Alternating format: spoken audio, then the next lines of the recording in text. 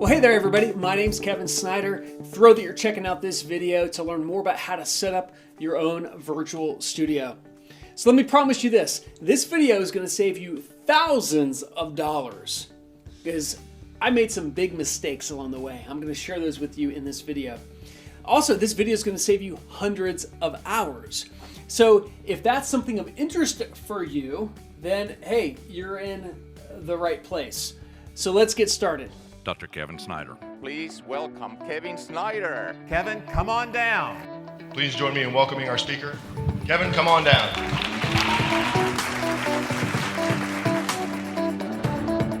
So let me share with you what we're going to be talking about in this video today. Number one, I'm going to be sharing with you how to set up a good backdrop and explain to you why that is so important. Number two, we're going to talk about lighting, right? Some of the pros and cons and a lot of mistakes that people make about lighting. Number three, sound. This is going to be very, very simple. How do you make sure that you've got a microphone that can basically get rid of any background noise and your neighbor starting to mow their yard while you're trying to maybe do a presentation recording? Also, some video tips and techniques and a lot of bonus gravy. And what I mean by bonus gravy is I'm going to show you how I put all this together. And when I first started this, it was at the beginning of the pandemic. So let me tell you a little bit about me, because I think just some perspective might definitely actually will be important. So I speak professionally, all right? I am what they call a motivational speaker. And regardless of the type of work that you do or want to do, you know, this is extremely important to have a solid professional presence. So maybe you're a trainer, maybe you're a coach, maybe you're an executive, and you're looking to kind of inspire your people to kind of up their game. Or maybe you're like my wife and you're a realtor and you want to make solid listing presentations to actually get the business. Maybe you do prospecting and pitching. You know, you're a consultant. Maybe you work at a church and you've got a switcher that you're looking for some tips on how to make it better so that you can provide a better experience for your church. The point is this: whether you're a professional speaker like me or not, I'm going to share with you how to set up your studio so that you look professional, and not only do you get the business, but you actually keep the business. Okay? So I've been honored to speak for over 1 million people through over 1,000 organizations in all 50 states and in several countries. And yes, I do a lot of big type of stage keynotes. And this was a real challenge for me back, gosh, when the pandemic first started. So, you know, you might be watching this a year or two after the pandemic. Well, prior to the pandemic, most people weren't virtual. Well, guess what? All of our business has shifted that way. And most speakers, most trainers and presenters, you know what they still haven't done? They haven't shifted. We'll talk more about that in a minute. But this was a real challenge for me, a huge learning curve. And you know, although I do corporate now, I also do, when I first started, I do a lot of college. I did a lot of college speaking as well. I also did a lot of high school speaking, and now it just kind of runs the gamut. So I do corporate retreats. I do, and by the way, when I say I mean I get paid to. I get paid to present all these types of workshops and keynotes and programs like that. So visit my website, kevincsnyder.com, if you're interested in learning a little bit more. I also wrote a book several years ago titled Paid to Speak, which outlines how I got started into professional speaking. So if that's something that you're interested in, I'd encourage you to check that out. Paid to Speak is a #1 bestseller on Amazon, and it walks you through my 5-module process on how to find paid speaking engagements and also set up your speaking business. And I've got a website called paidtospeak.biz. I'd encourage you to check that out so that we can connect and I can support you in a variety of different ways. And I got a lot of free resources on that website. But look, I know that's not why you are checking out this video. You want to know, hey, how do I set up a virtual studio? Everything I'm going to share with you in the next few minutes, I have actually got a document that outlines in 3 different budget options every piece of equipment that you're about to see. So I'm going to take you behind the scenes. I'm going to show it to you. You're going to see it in front of the scenes as well. And hopefully what you see right here is this nice kind of clean image. But trust me, behind the scenes, it ain't going to look so clean. You're going to see all the dirty that goes into making this look hopefully pretty good. So you're going to have a video equipment list. So I'll put this in the description. So check that out on the bottom, how to get access to your equipment list. And I'm providing it, actually, I did this for my coaching clients because some of them didn't have the budget that I had when I first started to basically create a studio. So I've got 3 different budget options for you as well. Okay? So I hope that sounds pretty good. So let's talk a little bit about what we're focusing on today, folks. This is going to be a do-it-yourself studio, which what I mean by do-it-yourself is you can set this up on your own because I did. Number one, though, before we even get into it, I don't want you to doubt yourself. If you give doubt power, it will control you. It will control you. All this is a learning curve.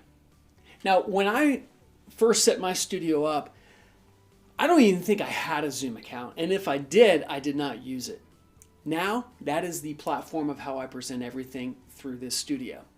Now, occasionally it might be Microsoft Teams, or it might be Cisco's WebEx, or it might be the platform of the client, whoever I'm presenting for. Maybe they've hired an AV company. But even then, usually it's through Zoom. But the point is this, if you doubt yourself at the very beginning and feel like you're an imposter and trying to learn this technology that you'll never get, you got to just let that go. I'm here to tell you that was me. And for the first 2 months of me trying to figure this out, my own mental self was the number one obstacle that I experienced. And once I embraced this simply as a learning curve, and I hired a coach as well, so I'd encourage you to consider that at some point to help me work through that. Those 2 things there, just me shifting my mind as this being a learning curve, is also in having a coach, was extremely helpful for me to work through that. All right. So that's number one. Number 2 is this. Yes, there's going to be some investment in some of the equipment, but you have to look at the investment as an investment in yourself, investment in your future business, whether you are a business owner or you want this to be your business. This is an investment in yourself, which means also it should be a write-off. My virtual space now becomes a legitimate office space in my own home. So there's lots of pluses to that. So you should be able to write this off as, consult your CPA, but you should be able to write this off and also use your space. And you probably couldn't have done that before. All right. And then third is this. In the comments below, post questions. I'm going to do the best job I possibly can with, looking at the questions every now and then and sharing any feedback and insights that I have based on the questions that you share. So any questions you have, feel free to post those down in the comments below. All right. Sound good? Okay. So depending on kind of why you're watching this video, that's kind of the challenge that I had when I was designing this content was, hey, who are the types of people that might be looking at this? Well, I know this, no matter what type of business you're in and maybe why you're watching, you setting up your virtual studio the best way will likely be the best way to differentiate you. And as a speaker, that is extremely important because the number one way people select me as a speaker for their event is by ruling everybody else out. So right now, when most presenters haven't really done much different, and I have, what sets me apart from the very beginning? The fact that I have this virtual studio. So I use BombBomb, which is a video email delivery, to share with them a 1 minute or less little sample of this virtual studio. That alone has extremely catapulted my speaking business this year. Because if other speakers, if they don't have that, well, they can't use that to differentiate. So think of it this way. Having a studio is the absolute best way to differentiate yourself right now. Okay? Because most other people aren't doing much different. So let's dive into the content today because I'm talking enough. What we're going to be talking about today, again, just as a reminder, is the backdrop, the lighting, the sound, the video, and then also a whole bunch of bonus gravy. Are you ready?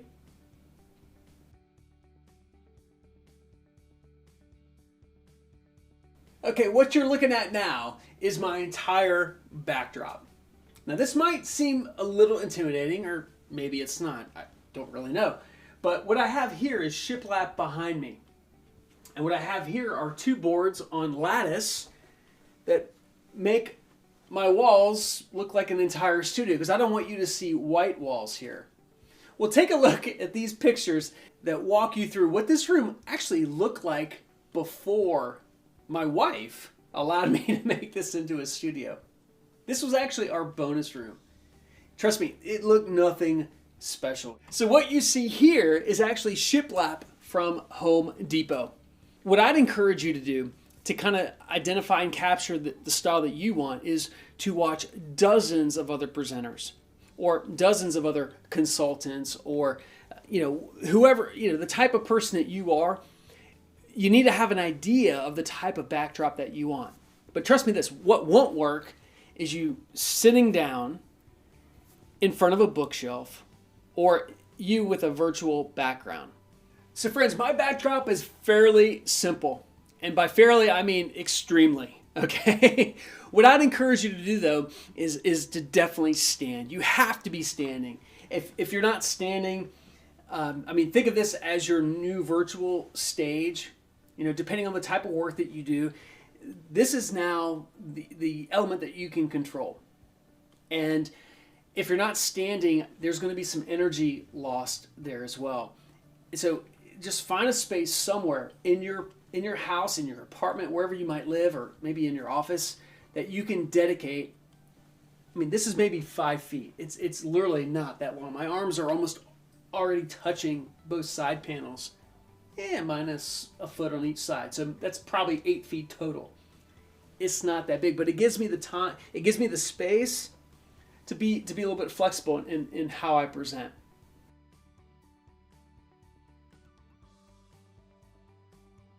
Now lighting should be really simple. I have two softbox lights that you see here. That is it. I do not have a ring light. In fact, if you have a ring light, that's probably why you have glare on your face, or why maybe how you look isn't crisp and clear. Now I do have a ring light, but it's not in front of me. In fact, it is above me and behind me, as you see here. And that ring light is designed to give me a little bit of a pop in the video. And a professional AV person, which I am not, they would call that a hair light. And that's the exact purpose. So what you want to do is simply get two little anchors on your ceiling and get a ring light, but have it shoot down and behind you on your backdrop.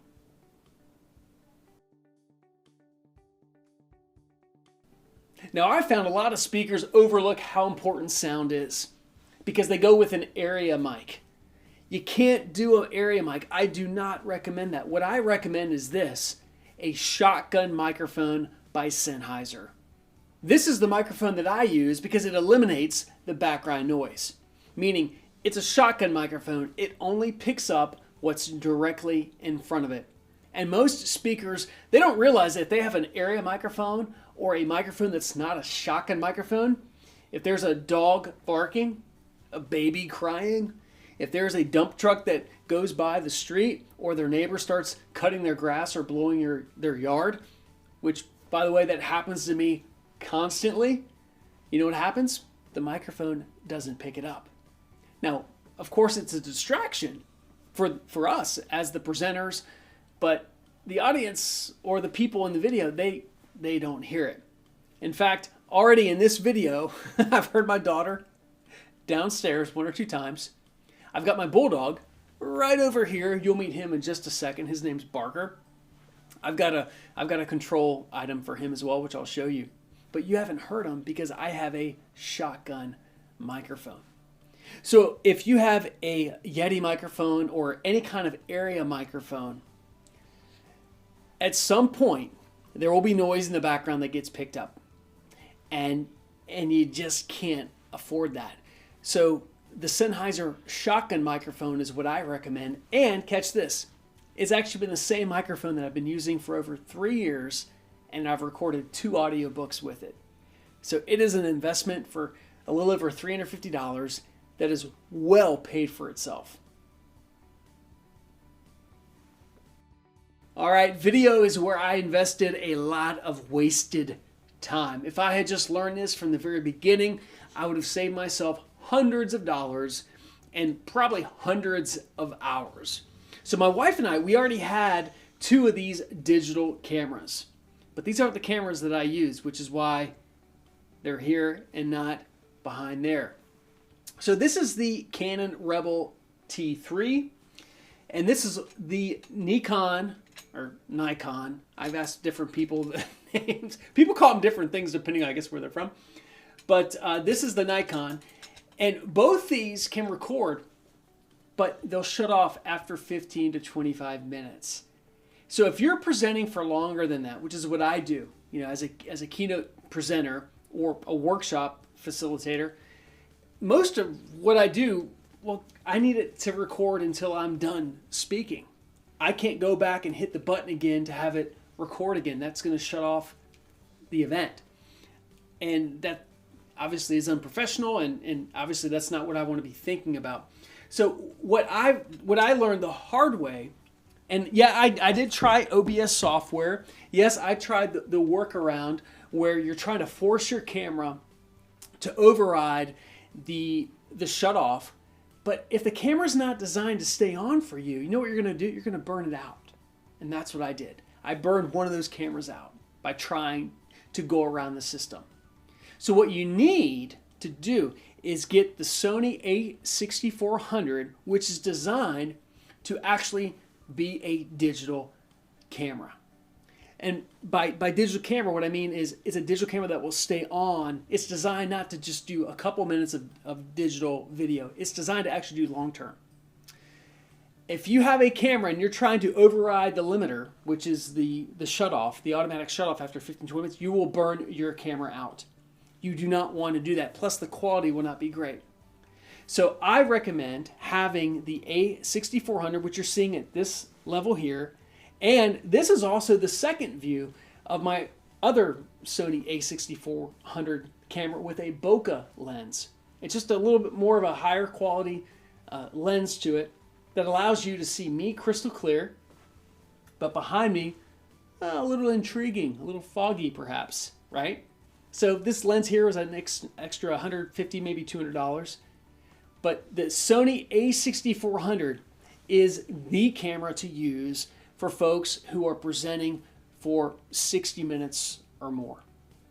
So if you're doing live streaming, or if you're doing some sort of presentations that don't require more than 30 minutes, then maybe you don't need this a6400. But if they do, this is the camera for you, without a doubt. Do not try to override the limiter on your existing camera. You're going to burn it out eventually. This is my third camera angle from my GoPro Hero 7 Black. This is the only camera to get, because if you get another type of GoPro, maybe the 6 silver or the 7 silver, there's others out there too. I bought 2 of them. Neither of them worked with my HDMI. That's the key. So unless you want to have some problems here, don't follow what I'm recommending. Figure it out on your own, and you can probably figure out the hard way. Much like the Sonys I referenced just a second ago. You're going to want to get the GoPro Hero 7 Black if you're using it with HDMI. Now, you might wonder, why do I have a GoPro? Well, it's a little bit more of a fun kind of angle. It kind of like just changes it up a little bit. Because if I'm doing this angle, and then I'm doing this angle, and I'm also sharing my slides, well, it gives me that fourth angle on the switcher, which is really my third camera angle. And I tie this in at different points. I don't use this angle a lot, but I use it in strategic points where if I choose to use my keyboard here, it's just an audience engagement strategy. And it also sets a tone for one of my content nuggets about having them share, if there was one song the rest of their life they had to listen to, what would it be, right? They post in the chat waterfall as they call, and then I share with them what one song that I would listen to for the rest of my life, which is this. See if you figure it out.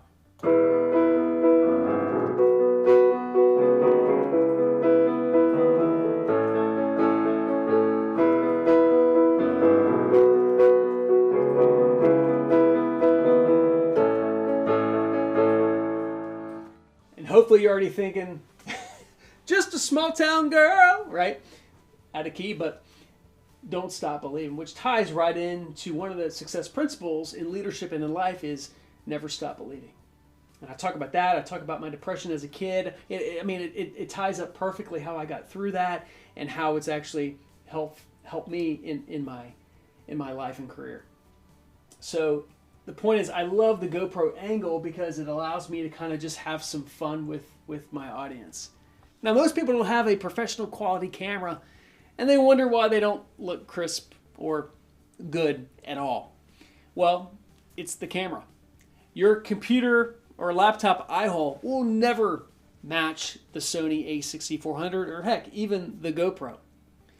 Well, let's say you upgrade into a 4K HD USB cam like what you see here.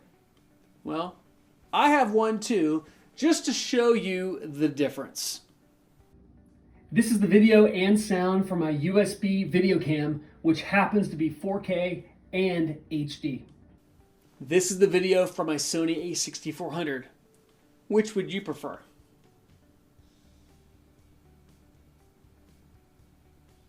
And of all the items we've talked about so far, video will be the one requiring a little bit of an investment. Backdrop, maybe a couple $100. Lighting, if you buy what I recommend, not even $150, if that. Sound, go with the Sennheiser microphone, $350, plus or minus how that price may have gone up or down. But video, you're right, you're looking at a little bit of an investment. And each of the Sony a6400s are about $1,000 each. The GoPro, roughly about $350. But here's what I want you to think about with investments. Yes, it's an investment, but it's also a write-off. And at least for me with speaking, if I know that I'm going to get a speaking engagement because of the quality, then it's going to pay for itself. And catch this, my entire studio paid for itself with a deposit check of my first engagement last year.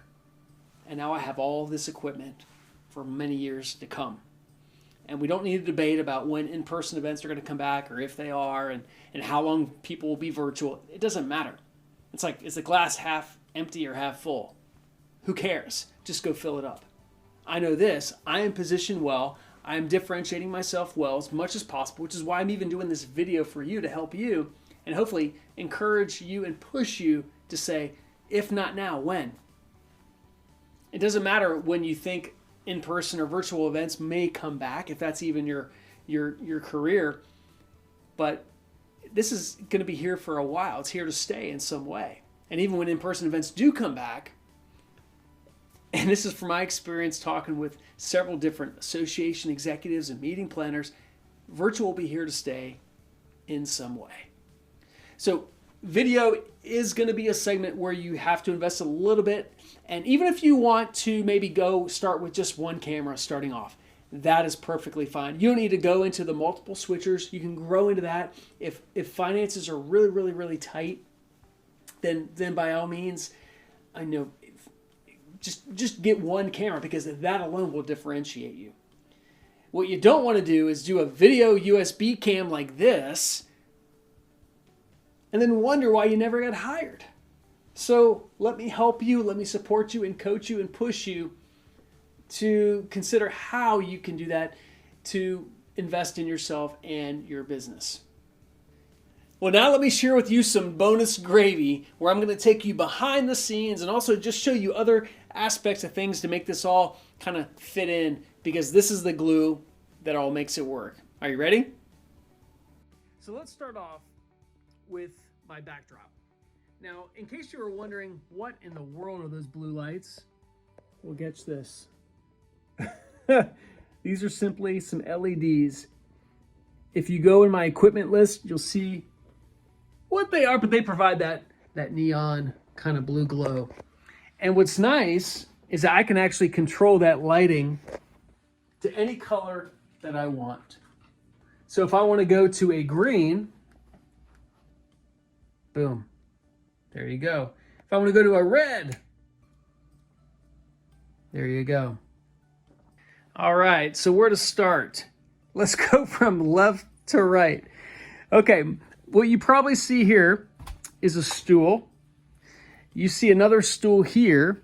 And what I do is I put these on top of each other so that now when I'm starting my cameras up, that allows me to focus to make sure that everything is the way it needs to be.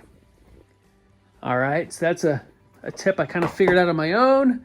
Was very helpful. There's my wardrobe change right here. There's my beautiful wife. Hey, baby. All right, here I got some supplies here. That's for my keyboard. In case my Sennheiser microphone does not work, that's another shotgun mic right there, but it's not as nice as quality. Got a little screwdriver here. This actually is a microphone. I didn't talk about this in sound, but this is a lavalier mic, a Tascam lavalier mic. And this is excellent, but I'm only going to use that if my shotgun mic does not work. There's my clock, because cardinal rule with speaking is you want to end on time no matter when you're introduced. Okay? This is also a extra iPhone, and it does have 4K, which is nice, but I'm not going to use that phone unless my Sonys don't work. But that's basically a backup. I will use that iPhone before I use that USB webcam any day of the week. There's my baby. All right, that's a speaker for my computer. Let me keep going here. Something I've not even addressed, and this is going to be in a separate video, is how I use my switcher. So for those of you that have heard the phrase, or maybe you have an ATEM Mini, I have the Pro. I'm going to share with you in a separate video, so check in the description below the link to that, if I've even made it yet. But this, number one, is that camera right there, which is, hello, this, which is this, all right? When I hit number two is gonna go to that camera, which has got my screen behind me. Hello, so I just hit number 2, okay? Now, when I hit number 3, that goes automatically to my slides, and then number 4 is my GoPro.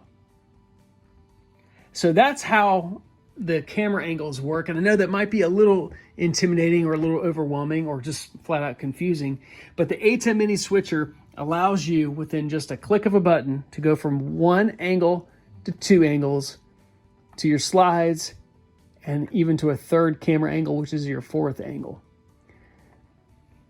So, well worth the investment, and anybody that I've ever heard from that says switching is bells and whistles is a person who's still sitting in front of a bookshelf. All right. Now, in case you wonder what my beautiful face looks like, which I'm sure you have not, one other aspect of the lighting that's extremely helpful to help prevent that glow is this right here. My wife gave me this, and it's translucent setting powder by L'Oreal. And what I do before every single time that I get on the video, I just dabble my face in that a little bit, and it helps prevent any kind of glare on my forehead and on my nose, because I feel like I have a big forehead sometimes. All right. What else I got here? So this is also a wireless keyboard, which I definitely recommend. This is my switcher, or I'm sorry, no, this is my remote slide advancer, which I'll show you about in just a second here. Allows me to go in between my slides. And I don't know if you can hear that, folks, but my baby, my little daughter, is crying underneath me, and because I'm not actually in front of my shotgun microphone, you probably picked that up. You probably heard that because I'm on my iPhone right now talking. If I was on my shotgun mic, you would not have heard my little daughter just crying. So you probably did hear. So my apologies for that. So this is what everything looks like right in front of me. If I actually am on a webinar or I'm on any kind of call where I'm not presenting, you know what I do? I get my stool out, and I'll even put a link in my equipment list, because I've gotten a couple. If I'm on a 30-minute webinar or an hour webinar, I'll get 10 miles in. I'll get my workout. You know, if I'm not presenting, who cares? Nobody sees me. Nobody, you know, what's the difference? This here is my control for the TV. And this is a smart TV. And this simply is, I just simply turn this on. And when I hit the input button, of course, I've already got input for the HDMI. It's probably why it's not coming up. But that doesn't matter. Point is, that's how I get to my HDMI. And let's see, what else here? Oh, the blue here, you probably noticed this. That's for my bulldog. There's a 50-50 chance if that dog will start snoring by the time that we're done.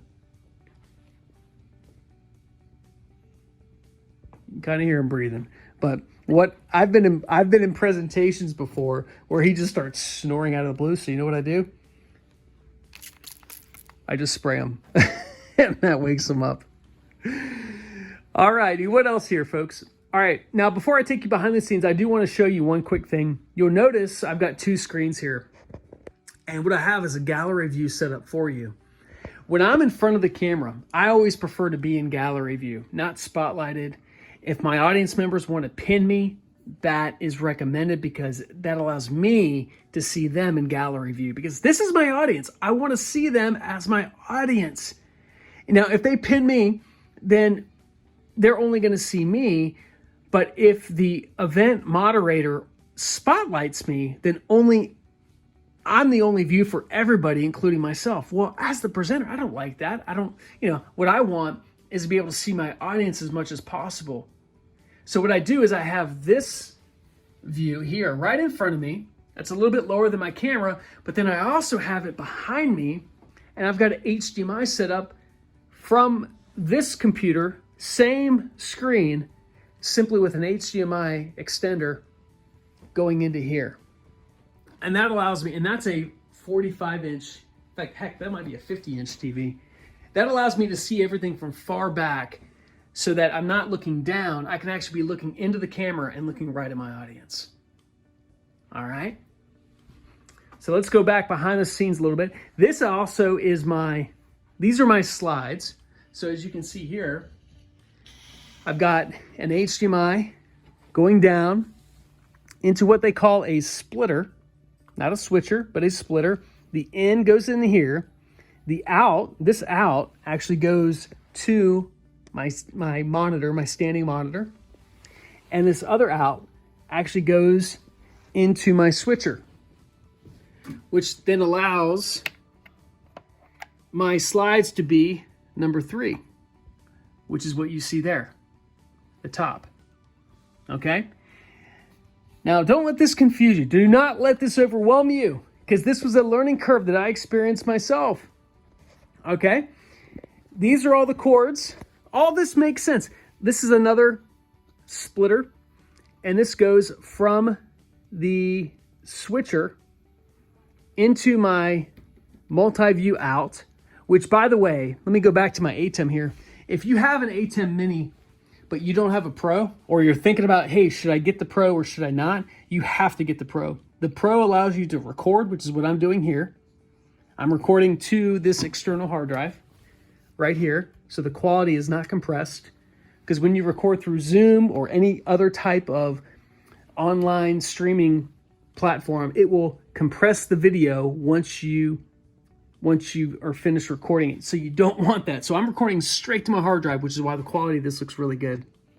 The second, a huge plus, and there's others, but the second huge plus is to have that right there. To have the multi-camera angle view out. And you only get that with the Pro. So this right here, HDMI out, which you can probably see upside down, now sends everything back out from the HDMI. The ATEM Mini Switcher actually does all the heavy lifting for you. Okay? So, I'm trying to think, what else am I missing here? I'm trying to go through this fairly quick because I don't want this video to be too long.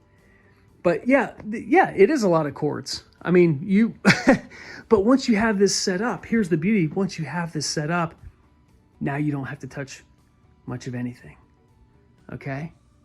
Might look fairly complicated, might intimidate the ever-listening crap out of you right now, but don't let it. Because this is going to be your business, or this is going to be what's going to help you do your business even better. And again, I learned this kind of the hard way on my own. I thought, I don't want to have a gallery view just on this small screen. And even this is a 32-inch monitor. I want to have something big where it doesn't look like I'm staring down. You want to be looking into the camera. You don't want to be looking away from it. So what I've got here is simply another splitter going from my computer, and this is going into the monitor. Well, I've got a splitter that's also sending the same image into the second monitor. And this was a TV that I've had for probably 10 years in grad school. So all I did was get a standing monitor and hook it up all together. So, look, what you see here, multi-view out, this is my computer, this is my extended computer monitor, and that over there is my, what they call my confidence monitor. Woo! So look, I don't know how you feel right now. I've tried to make this video as short as possible, but I know this, it's tough to make things simple when they are a little bit complicated, but I hope I've done my best. If you have any questions, post your questions in the comments. I'm gonna do the best job I can to answer those. But just in case I don't get to them and you've got a pressing question, you can definitely reach out to me on my website at kevincsnyder.com. That's for my speaking. My email is kevin@kevincsnyder.com. And if you are a speaker or a trainer, or you want to be, then visit my website for that, which is paidtospeak.biz. And you've got a whole variety of resources and information there. And also, I'd encourage you to check out the virtual studio equipment list that I put together that has 3 different budget options that provide you with, depending on what your budget is and kind of what your goals are. But take a look at that list, because that gives you access to every single thing that I've listed here. All right? Thanks for watching, everybody, and I look forward to hearing from you. And if I can support you in any way, I am here to help. Just simply reach out. All right, take care. Bye. Today, I'm just a reminder for you to dream, to think big.